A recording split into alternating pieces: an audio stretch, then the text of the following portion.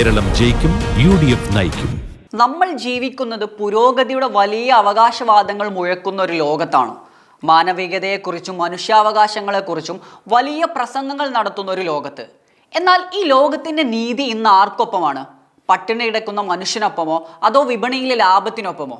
കവിയും ചരിത്രകാരനുമായ കരീം വഫ അൽ ഹുസൈനി പങ്കുവച്ച ഒരു സാമൂഹിക നിരീക്ഷണം ഇന്ന് സോഷ്യൽ മീഡിയയിൽ വലിയ ചർച്ചയാവുകയാണ്. ഈ കാലഘട്ടത്തിൻ്റെ ഏറ്റവും വലിയ ക്രൂരതയെയും ഇരട്ടത്താപ്പിനെയുമാണ് അദ്ദേഹം തൻ്റെ വാക്കുകളിലൂടെ ലോകത്ത് വരച്ചു കാട്ടുന്നത്.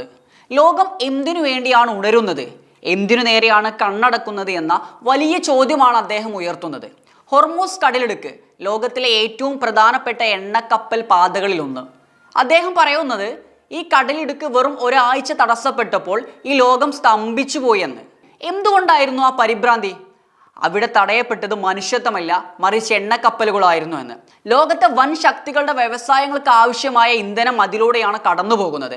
അവിടെ ഒരു ചെറിയ തടസ്സമുണ്ടായാൽ തന്നെ എണ്ണവില കുതിച്ചുയരും, ആഗോള വിപണി തകർന്ന് തരിപ്പണമാവും, സമ്പന്ന രാജ്യങ്ങളുടെ ആഡംബരങ്ങൾക്ക് മങ്ങലേൽക്കും. അതുകൊണ്ട് തന്നെ ലോകം മുഴുവൻ ഉണർന്നു പ്രവർത്തിച്ചു. എന്തിനെതിരെ? അടിയന്തരമായിട്ട് ചർച്ചകളിലൂടെ, നയതന്ത്രമായ സമ്മർദ്ദങ്ങളിലൂടെ ഹോർമൂസ് കടലിടുക്ക് തുറക്കാൻ വേണ്ടിയിട്ട്. കാരണം വ്യക്തമാണ്, അവിടെ മുറിവേൽക്കുന്നത് ലോകത്തിൻ്റെ ലാഭത്തിനും ലോകത്തിലെ വൻകിട ശക്തികൾക്കുമായിരുന്നു എന്നാൽ ഇതിനൊരു മറുവശമുണ്ട്.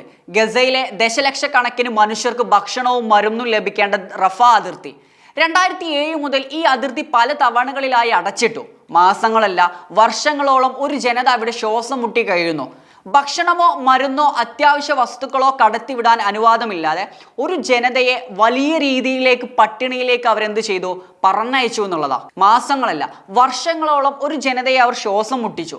ഭക്ഷണമോ മരുന്നോ അത്യാവശ്യ വസ്തുക്കളോ കടത്തിവിടാൻ അനുവാദമില്ലാതെ ഒരു വലിയ ജനതയെ അവർ പട്ടിണിയിലേക്കും മരണത്തിലേക്കും തള്ളിവിട്ടു എന്നാണ് UN റിപ്പോർട്ടുകൾ പ്രകാരം നമുക്ക് വ്യക്തമാകുന്നത്.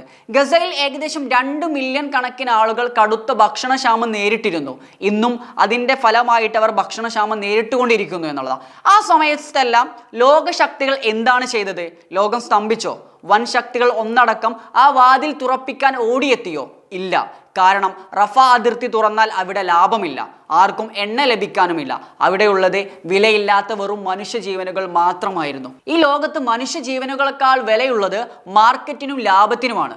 അദ്ദേഹം പറയുന്നത് വെറും ഒരു ആരോപണമായിരുന്നില്ല, മറിച്ച് നമ്മുടെ ഈ കാലഘട്ടത്തിൻ്റെ പൊള്ളുന്ന സത്യമാണ്. ലാഭം ഉണ്ടാകുന്നിടത്ത് ലോകം ഉണരുകയും മനുഷ്യൻ മരിക്കുന്നിടത്ത് ലോകം ഉറങ്ങുകയും ചെയ്യുന്നൊരവസ്ഥ. നീതിയെക്കുറിച്ച് പ്രസംഗിക്കുന്ന വലിയ രാജ്യങ്ങൾ ആയുധങ്ങൾ വിൽക്കുന്ന ലാഭത്തിലാണ് കണ്ണുവെക്കുന്നത്.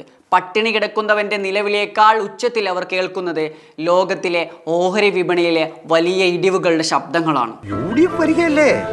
പെൻഷൻ 3000 ഉയർത്തും. UDFന്റെ ഇന്ദിരാ ഗ്യാരണ്ടി.